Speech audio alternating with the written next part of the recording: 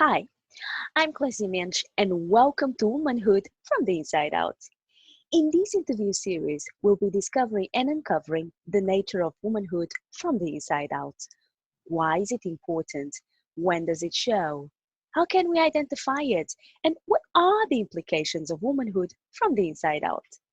And today, I've got a very special guest, my dear friend, Mary Schiller. Mary is a coach and the author of The Joy Formula, the simple equation that will change your life. Mary helps people enjoy more peace, happiness, and success in all aspects of their lives simply by seeing something new. Welcome, Mary. Hi, Clésia. So nice to be here. Yeah, I'm loving that you are here. Thank you so much for Thank accepting you. my invitation. Yeah, And thank you. what I would like to ask is, how did you first came across these principles? I guess it was in early 2014, like January or so of 2014. I had been in a life coach training program for like 2 or 3 months by then. And I didn't really like what I was learning. I was kind of frustrated because we were required to start working with people right away. And I didn't feel like they were getting as much help as they could get from me. And I wasn't sure what was missing, but it just didn't really feel like it was working very well. And I started thinking, oh gosh, maybe it's just me, maybe I'm not doing something right. I don't know. And I was also at a point in my life where I wasn't feeling all that great about myself and where I was. I had come through a fairly lengthy psychotherapeutic program for women with post-traumatic stress disorder, stemming from domestic violence. And I had been doing better, but I still didn't feel quite like myself. So all that to say, at that time, things just didn't feel like they were going as well as they could. I had kind of an uneasiness inside me, and I was trying to find something else to do with my life, which is why I was doing the life coach training, because I wasn't really thrilled with the career that I had going at that time either. So I was really unsettled, I guess you could say, and just kind of looking for something. And I happened to find a video online totally randomly. It had nothing to do with self-help or anything. It was actually, I was looking for a computer platform online that I could use to help with my coaching. So I was going to put things online and have clients, come in and view them. And on this website for this platform, the woman who ran the company was talking about the 3 principles.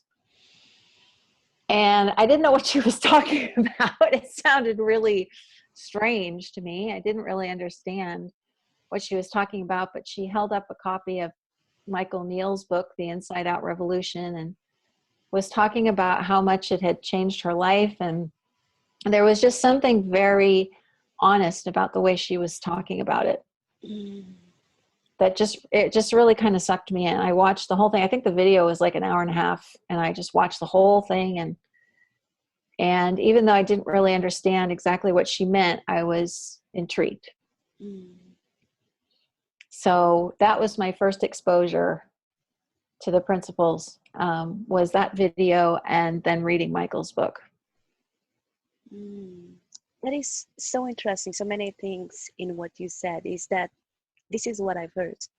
So due to past events, you were feeling very unsettled. Mm-hmm. And I guess from that, I think unsettlement is not a word. I just made that up. From that sense of being unsettled is the most like a part of you was searching for something, even though you didn't know you were searching for it.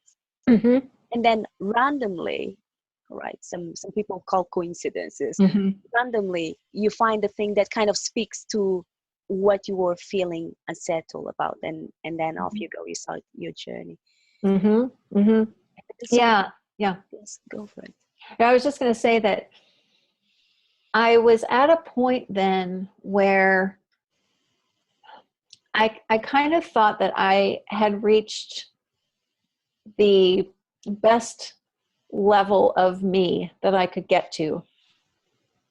I had done a lot of quote unquote work on myself to get through all of the PTSD symptoms and try to make something new out of my past in a way. You know, I kind of had done a lot of work to take what had happened to me and kind of reshape it into something new that I could live with. And I had come to a point of acceptance that, you know, the way I felt was probably as good as I was going to feel. And I just needed to be okay with that.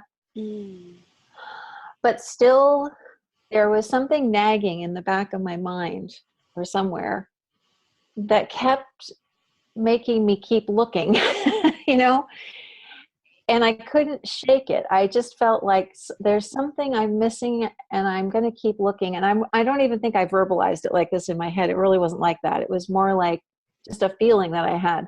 Like, really, is this all there is? Like, is this the best I can feel on a daily basis? Something in me just didn't quite buy into it, even though it's pretty much what all the professionals had told me that I'd seen. Yeah. It is so interesting. The words that came to mind right now is that one of my mentors when I was younger, from a business mentor, was Jim Rohn, and he used to say about the within the context of persistence, and he says, "How long should you keep looking?" And then he would reply, "Until you find it." So there was something in you that kept, yes, you keep looking until you find it. Mm-hmm. And it wasn't going to quit, I don't think. I mean, I think if I hadn't found the principles when I did, I would be still looking. You know, I think I would still be in that state of trying to make do and trying to make the best of things, but also still feeling like I wasn't at the same party as everybody else. You know? And I can laugh about it now, but I spent most of my adult life feeling very cut off from what I perceived as regular people's experience of life.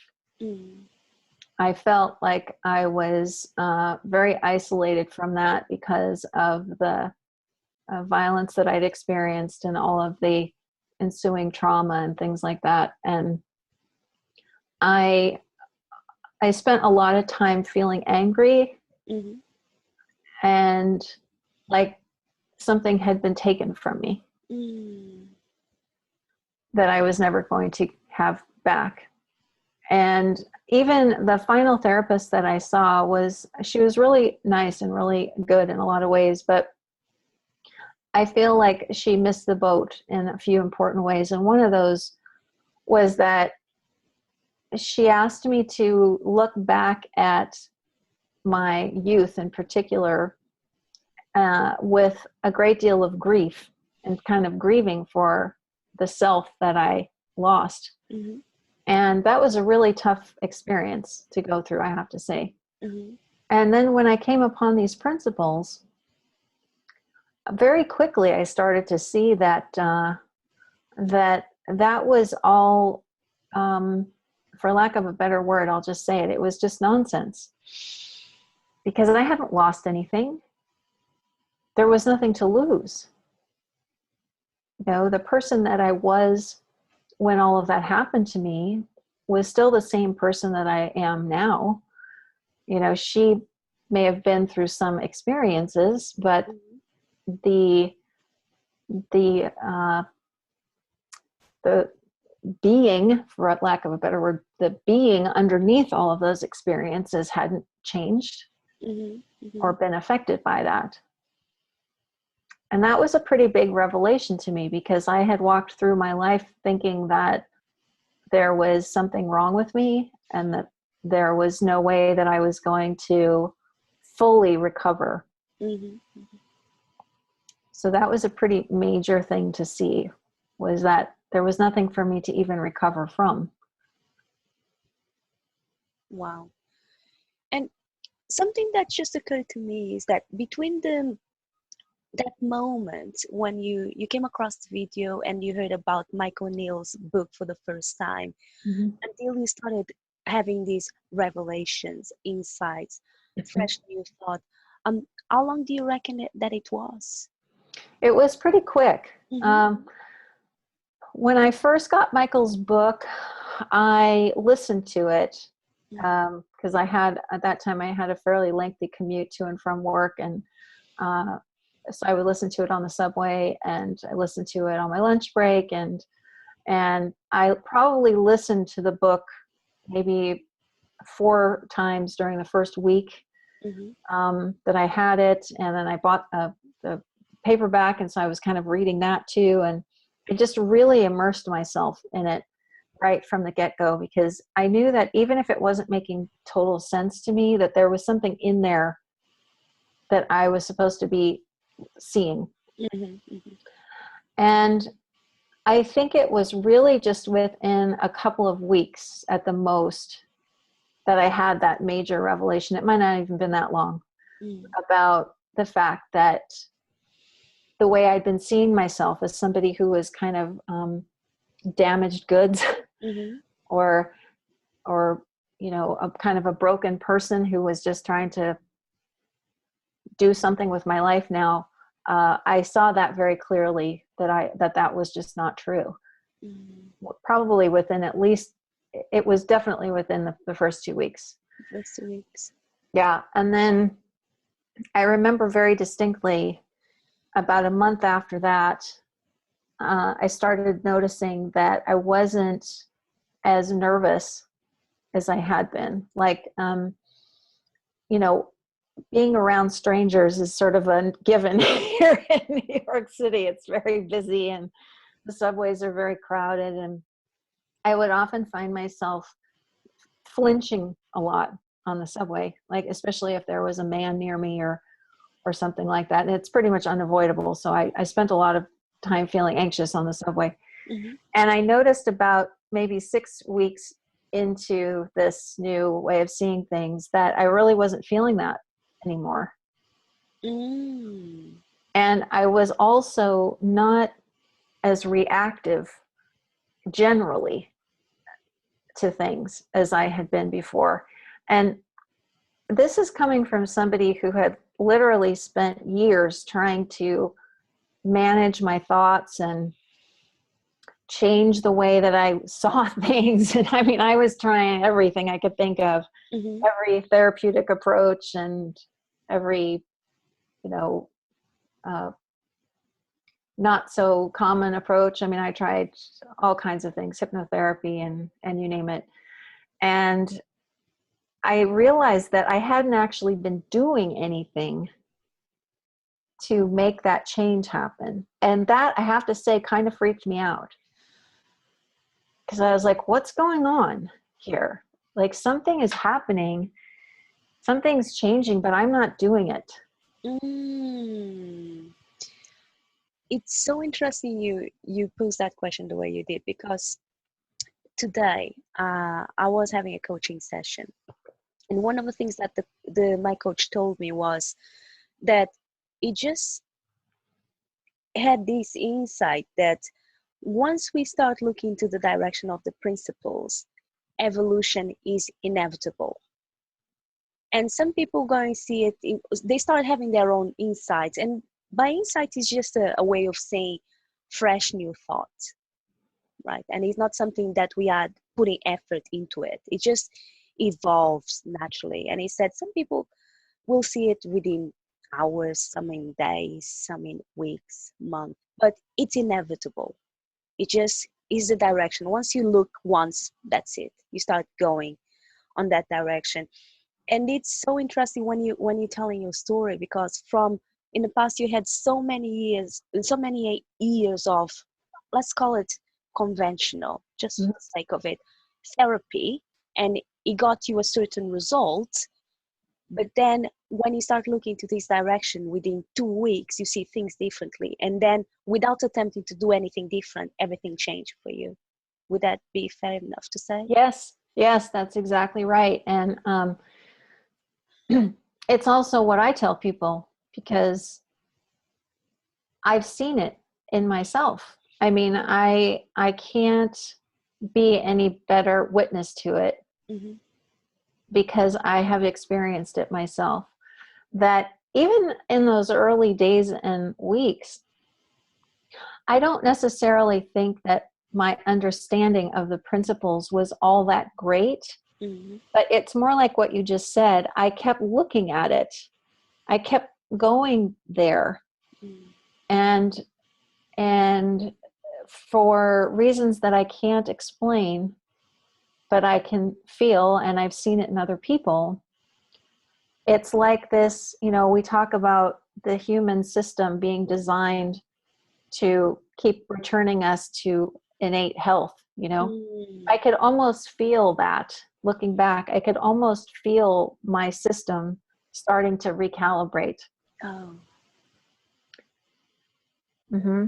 that is beautiful, because usually when we think in terms of health, we tend to think straight away in terms of body, but I actually saw innate mental health as well, meaning Mm-hmm. everything. Mm-hmm. It's a reset and Yep. go back to the state of full clarity, health, vitality, energy, creative ideas. Mm-hmm. Yes, untouched. And it was quite a powerful point when I started to notice these changes that were taking place. And sometimes when I'm in conversations with people, they will say, well, if this is really working, if this, like we just talked about, this kind of recalibration is taking place, and we're looking in this direction, why aren't my circumstances changing faster? And for me, when I look back at that period, especially that early period of my understanding, my circumstances didn't really change at all. But the way that I just experienced my life changed immeasurably. Mm-hmm. So it was almost like my situation or my circumstances or whatever suddenly just took a complete back seat. Mm-hmm. Like I said before, I wasn't really crazy about the job I was in, and that started to not look so bad to me anymore. I did get out of the coach training program I was in, because after I found these principles, I realized that it was the wrong method. It was teaching the wrong thing, at least in my view, because it wasn't pointing in this direction. And I also started to notice that how can I say this? My self-judgment started to also dissolve. I spent a lot of time before that feeling really bad about the way I thought. I kept wondering why I couldn't stop certain thoughts from coming into my mind, trauma-related things that I could see were having an effect on other people around me, and my husband and my daughter and other people. And I would get really mad at myself. Mm.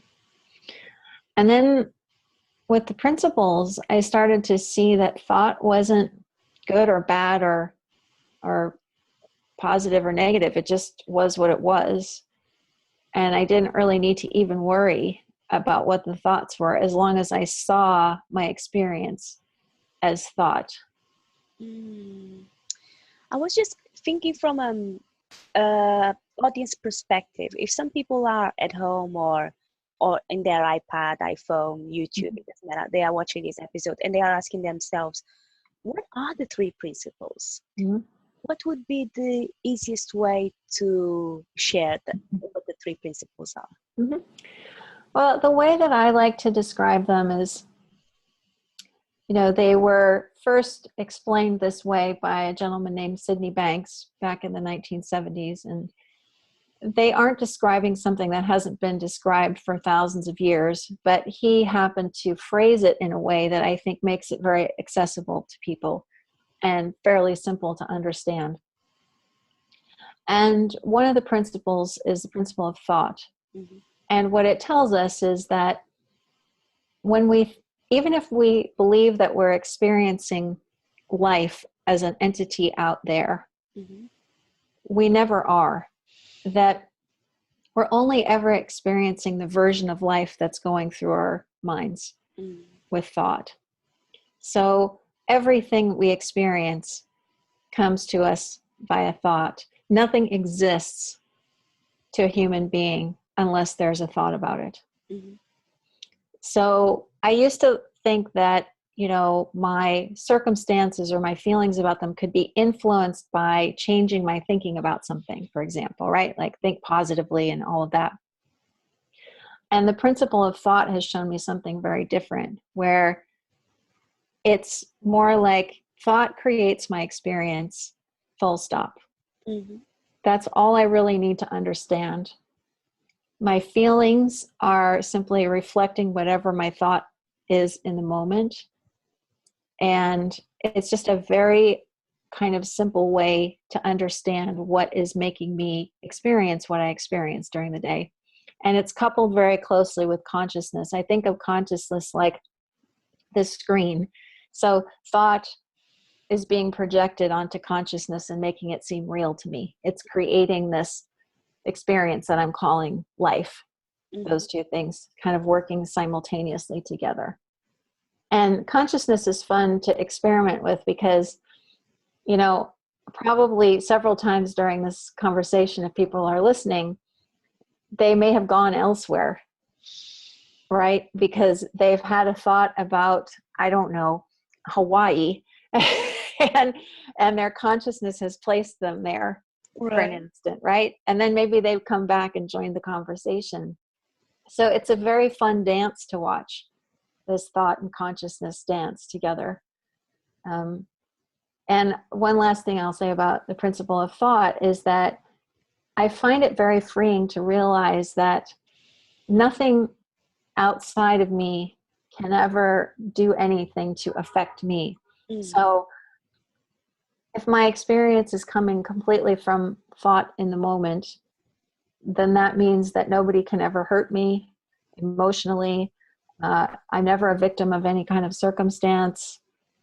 I don't have to think or feel a certain way just because I'm in a certain situation. Mm-hmm. It all depends on what's flowing through my mind at any time.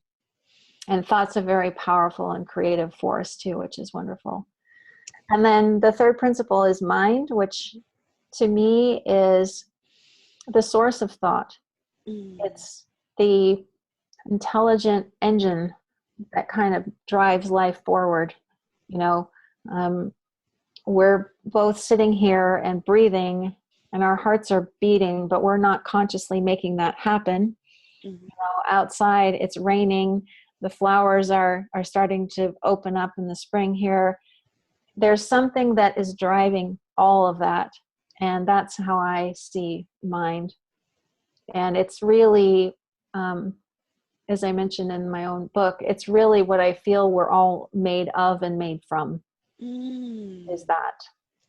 That is so beautiful. As you were sharing that and you gave the examples about the rain and the flowers, I actually had the experience of my consciousness went out there because all of a sudden I was experiencing the rain. I was seeing yellow flowers, even though you didn't say the flowers were yellow. So I was having like all this experience, but Right? I never left my chair. So Exactly.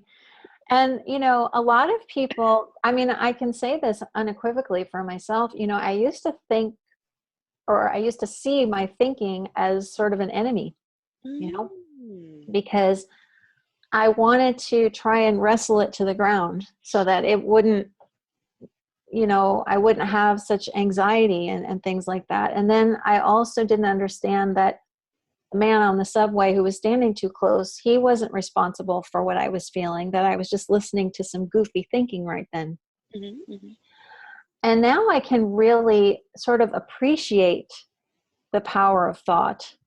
Like you just said, like you can transport yourself anywhere with thought and consciousness. The computer that you and I are sitting in front of came from somebody's thought one day. Somebody had a new idea of how to create a computer. And so here we are talking like this.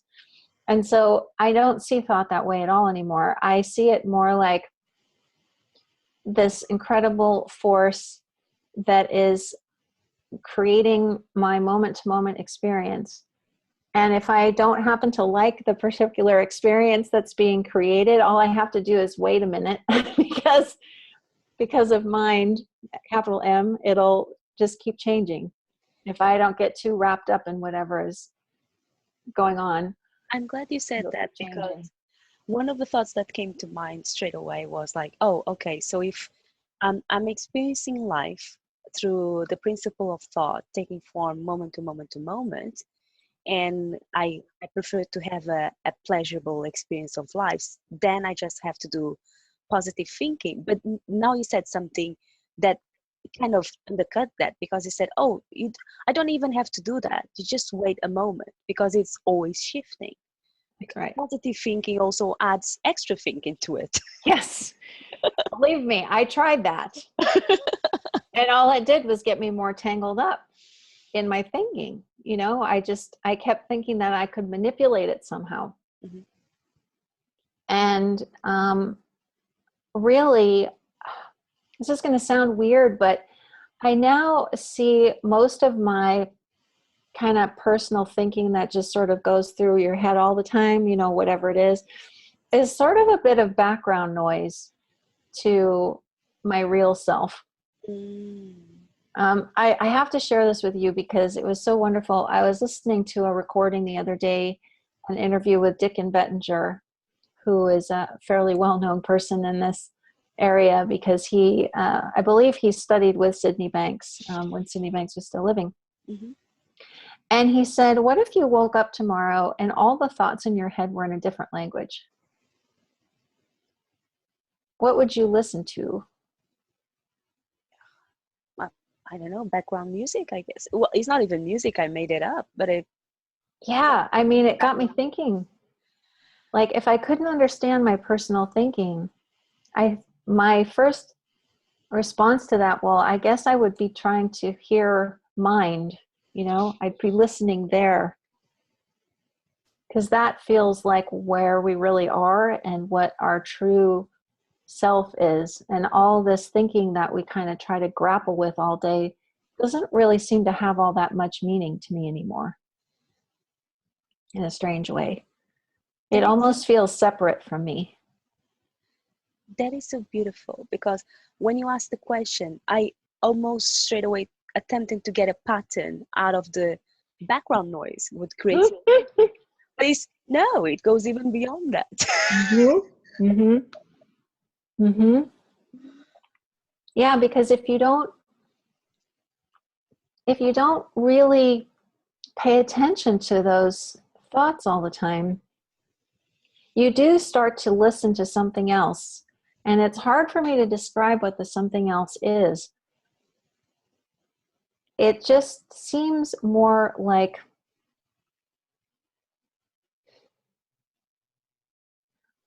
the real reality. I don't know how to say it. Like, there's the reality we make up in our heads that we're kind of experiencing. And then I feel like there's the real one. You know, I don't know the Matrix movies all that well, but it's kind of like that for me.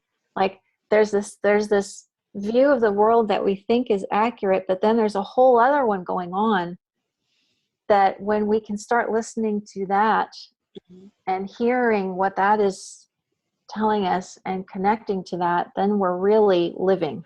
That feels like really living to me. Just a kind of visual that I had right now. It seems like, for example, when you go on a date with someone for the first time, I used to do a lot of first time coffee dates. Mm-hmm. And it's always interesting to see when I'm meeting for the person for the first time, if they are too caught up in their thinking, I tend not to feel so much of a connection, right? Because based on the fact that we have been matched on the website that I was on and so on, we are already potentially a good fit. We've got a lot of in common. So we've got a good common ground to start with. But if they are too caught up in their thinking, I don't feel the connection. So I would say, well, it was nice to meet you, but yeah, don't call me. I won't call you. But when the person, and I tend to do that, to be like really quiet minded and be totally present, you can't put the finger to it, but you feel like a really good connection with the person, and kind of opens up a space to and curiosity to explore that further. Then, yeah, may go to the movies next time for another coffee. Yes. But it has to do with when there is a lot of personal thinking going on, you don't feel as much connected as at least the experience of connection. I know that we are always connected to ourselves, to life, to other people, but I'm talking about the experience of connection, feeling connected to another human being. Mm-hmm. Yeah, I totally get that. And I think the way that I can explain it too is similar to what you just said, where if I can be with another person and I can see them for who they are underneath all that personal thinking that they have. Mm-hmm. That is a really amazing gift to give, not just them, but to myself. So, in other words, if I'm sitting with somebody and they're really telling a story, and not feeling very well about what's going on, or whatever.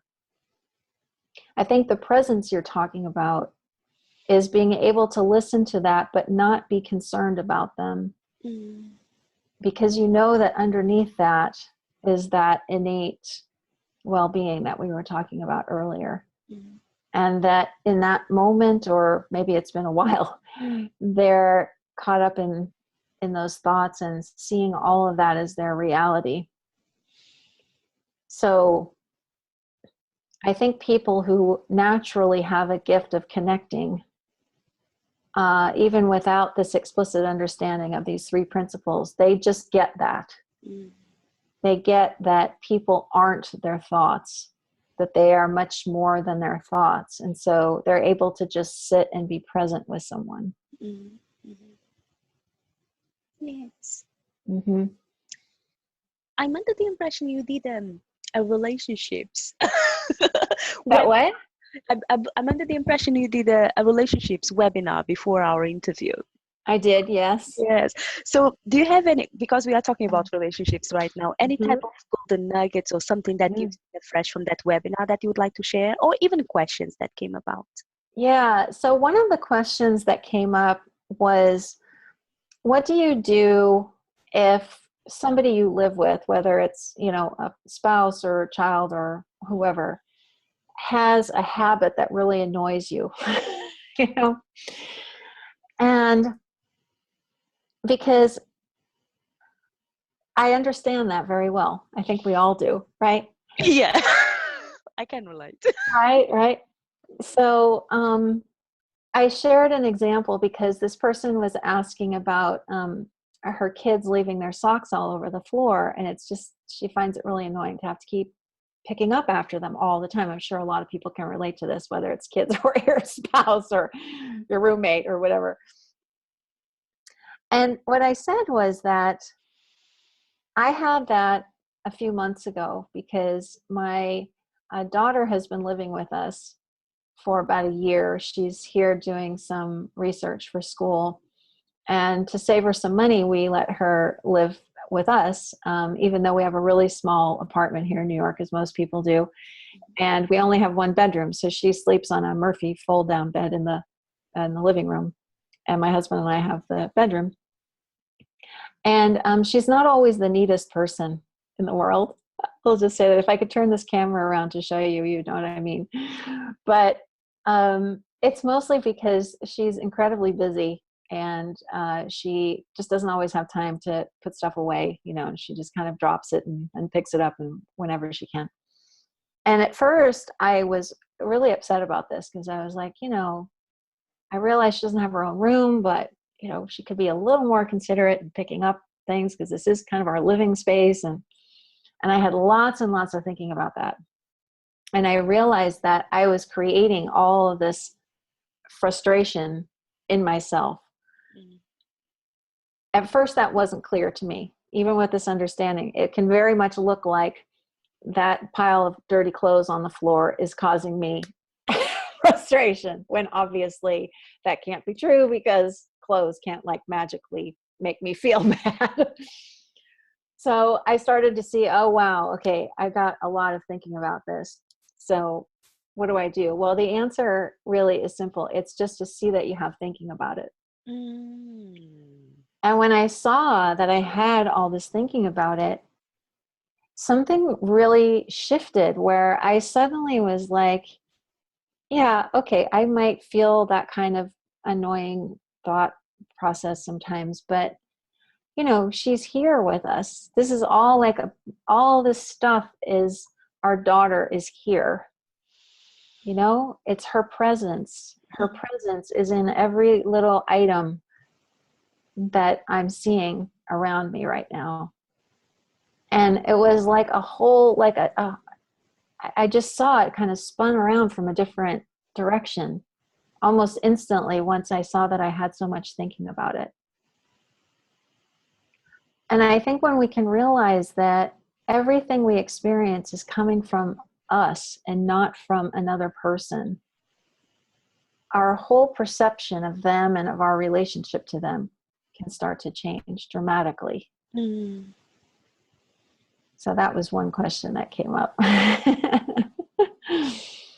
That's beautiful. Because the other day I was interviewing a mom and her teenager, right? And basically what I was asking them, if they could give me an account before they knew about the principles and after they came across the principles. And it was fascinating what her son told me. He said, but well, sometimes teenagers, when they are young boys, they don't speak much, right? They're very to the point. It was like, well, she used to have a lot of anxiety and a lot of stress, and all of that is gone. And I was like, oh, it's getting better than that. But you felt the difference. And because his mom wasn't stressed, so he wasn't stressed or feeling anxious as well, because he also has his own thing going on. But as time went by, he started recognizing himself that the anxiety had to do with his own thinking. So the entire family is learning about it. So it's fascinating. It's fascinating to learn more. Yeah, that's great. With teenagers, that's kind of miraculous.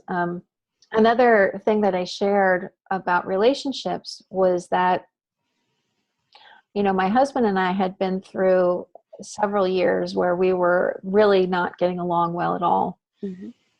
And when I started to see more clearly that my feelings of discomfort were not coming from the relationship, because I think that that's a mistake, an innocent mistake that people make, is they're in a relationship, they're not happy, so they blame the relationship for their feelings. And they think, well, either the relationship has to get fixed or I have to leave because the relationship is causing me to feel this way. As soon as I began to see that, no, that wasn't the case at all, that the only feelings I ever had were because of my own thinking that I was paying attention to, the relationship per se started to look very different to me. It started to look like something that I had created via thought. And that the way to change the relationship wasn't to change my thinking, like we were saying before, but just to see that it was a thought created thing, essentially, that I had kind of made up in my own head, that I had made up a version of my husband through my own thought processes. And when I know this sounds really simple and can't be true, but it absolutely is true, that's all you really need to see for things to start to transform. Like you were saying, they will start to evolve just from seeing that very simple truth. And so for us, what started to happen was we started arguing less. I started to have more compassion for myself because I saw what I'd been doing to myself. I started having more compassion for him because I saw he was doing the same thing I was. And everything just kind of started to take a much calmer tone where, if we now have a disagreement about something, it really doesn't last very long, because we've also learned not to get into any kind of discussion when we're feeling at all worked up about anything. Not a good thing to do. And that's very different from how I would have dealt with things in the past. Yes. And that's a great one, because sometimes people ask me, they come from that paradigm of doing something, the do paradigm. Okay, so what do I need to do? And I tell, well, there is not exactly anything to do. Maybe become aware that is your thinking. That could be useful. But if there was anything to do or a tip or a takeaway, I would say, if you are all worked up in your thinking, probably is not a good time to make life-changing decisions. That's right. Yeah. So right. But that's what most people do, right? They get upset. Let's say we're talking about a marriage or something. They get really angry and they pack their bag and leave. Mm-hmm. And if people could see that, it's their thinking that's got them worked up, not the relationship or the other person, they might then take a step back and go, oh, wait a minute, maybe this will look different to me tomorrow. And if I decide in a calmer state that that's the right thing for me to do, then I'll do that. But, I've just seen for myself, because I've made that mistake, that I have to wait for everything to calm down. And then I can see what the next step is to take. That is one of the massive changes for me, because I guess I'm not anything, but one of my bias is I've got a bias for action. I used to be excited about the fact that I could make quick decisions, which I still can. But since I started looking to this direction, mostly with relationships, I found myself slowing down in terms of making decisions, and I'm quite comfortable doing that. So when I make a decision, I come from that place of, I guess, quiet mind, and I always had access to my wisdom, but I'm becoming even more aware of that. And I say, okay, this is when I come from that space, I've got more creative ideas, and this is what I'm going to do, and it's the best for all evolved in this situation. Yes. And life is for the living, life is for living. Yes. So, and I'm getting, it's not so much out, I'm feeling a lot of peace with that. So sometimes it's just like, I need some time, because now is not the right time to do anything. I also feel like one thing that's changed for me big time in relationships, not just with my husband, but with everybody, is I see that people are always acting from their thinking. And so they're always doing what looks right to them at the time. Like, I can think of somebody that I interacted with recently who made a decision that seemed really odd to me. And he wasn't going to change his mind about it. And I thought to myself later, I was a little bit thrown by this particular decision that he made. And I thought to myself later, he's looking at his thinking, and that's what looks right to him.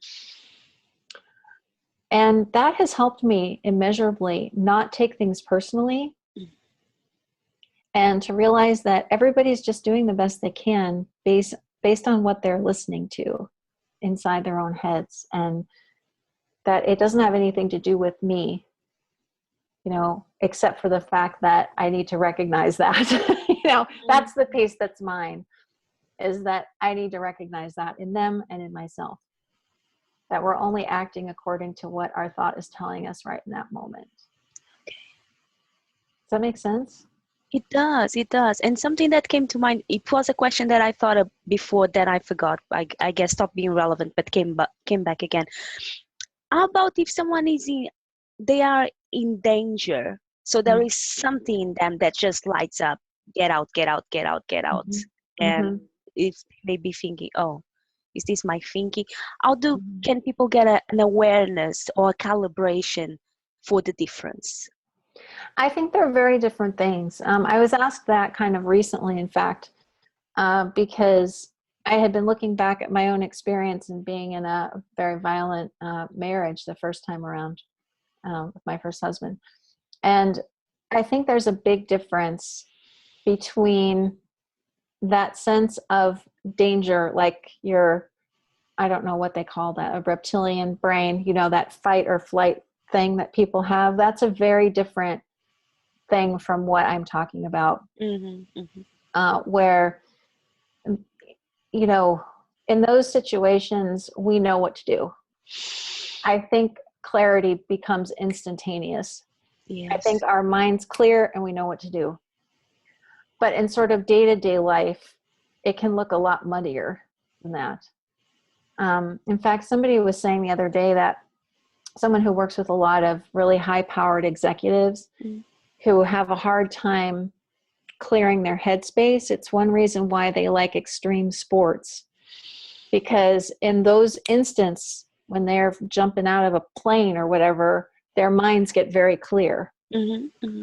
And so the beautiful thing is we can have that kind of clarity all the time, or a lot more of the time anyway, simply by seeing the role that thought is playing every day, and not assuming that something on the outside is causing it. So one of my absolute favorite quotes of Sydney Banks is this one, and this does not apply to physical danger. I want to make that clear. This is more about what we've been talking about. Where he says, there's nothing on the outside that can help you. There's nothing on the outside that can hurt you. There is no outside. And I love that quote because it really puts in very simple terms that everything I experience all the time is coming from within me. And I find that incredibly freeing. And I honestly, I've said this before, when I first found these principles, I had a little bit of anger because I wished I had known about them sooner.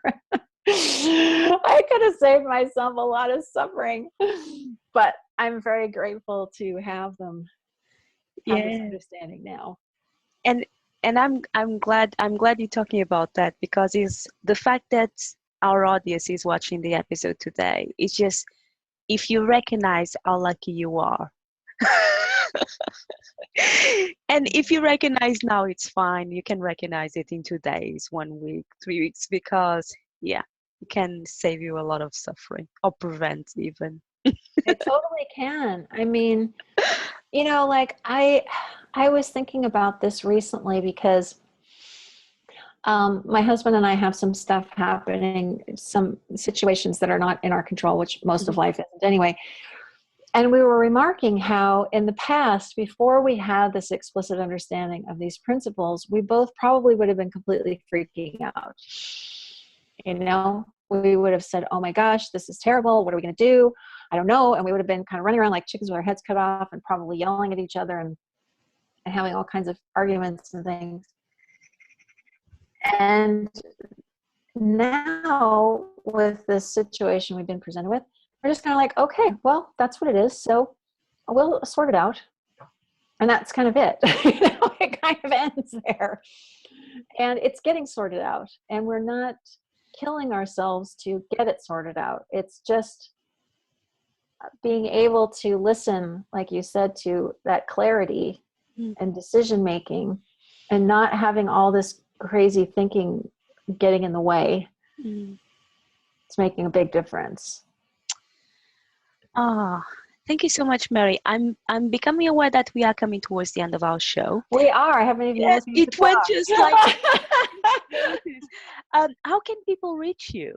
Oh, yes. They can find me on my website, which is thedailyprinciples.com. And you can also find my book on Amazon, The Joy Formula. So either of those will get you to me. That's wonderful. For me, anyone that would like to reach me, you can go directly to Facebook. So that would be facebook.com/Clésia.Mendes, and I'll spell that. So that would be facebook.com CLESIA.MENDES, or you can go directly to my website. So that would be www.clesiamendes.com. Mary, what would be your parting thoughts for our audience today? My parting thoughts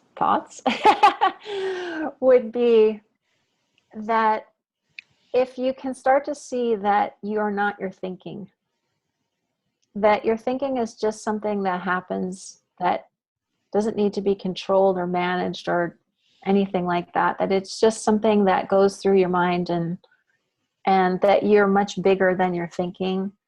That has made a huge difference in my quality of life. Just that simple thing is not identifying with every thought that goes through my head, and realizing that it's pretty random what I decide is an important thought versus not an important one, and which means that none of it really matters all that much. And keep looking past your thinking to who you really are. Yes, that's beautiful. Thank you very much for being with us today. And to our audience, I'm looking forward to connecting with you again. Thank you, Mary. Thank you. Bye.